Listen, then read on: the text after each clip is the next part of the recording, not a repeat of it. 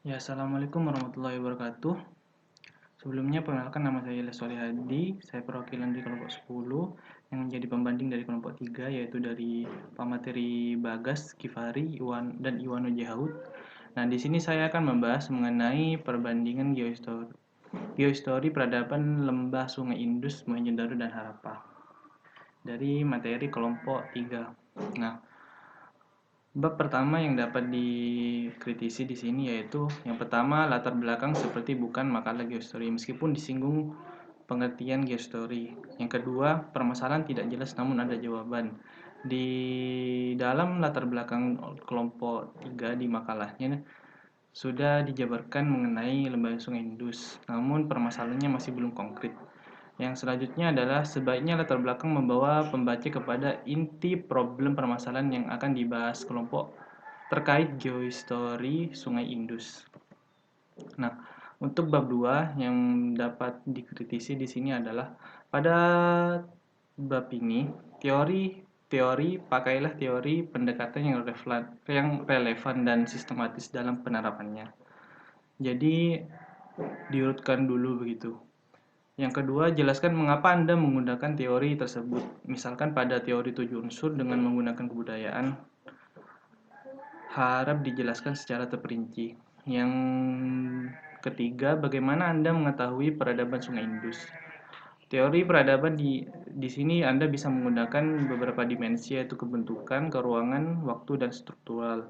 Yang selanjutnya, apa hubungan alam dengan peradaban? Jika Anda menggunakan determinisme lingkungan, mungkin bisa dijelaskan mengapa alasan secara logis dan berkaitan dengan geohistori. Mengapa Anda menggunakan teori tersebut? Nah, selanjutnya untuk bab 3. Bab 3 di sini pada subbab ditemukan typo dan perujukan kurang benar. Mungkin nanti bisa dilihat di PPKI. Yang selanjutnya penjabaran materi dan paparan data bisa diperdalam lagi menyangkut pembahasan Mohenjo-daro dan Harappa.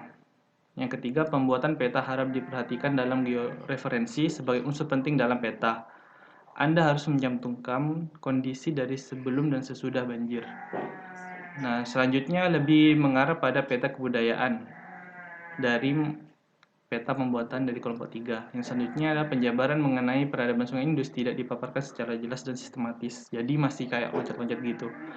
Selanjutnya, konten isi yang ada mengenai bab 3 harusnya membahas mengenai kondisi geografi dari keberadaan Sungai Indus itu sendiri dulu.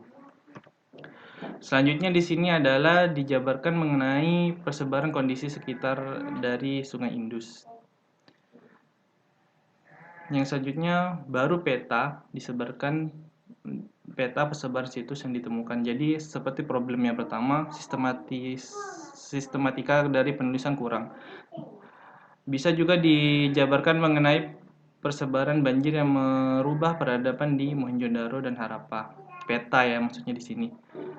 Permasalahan inti kelompok kurang membuat peta itu saja.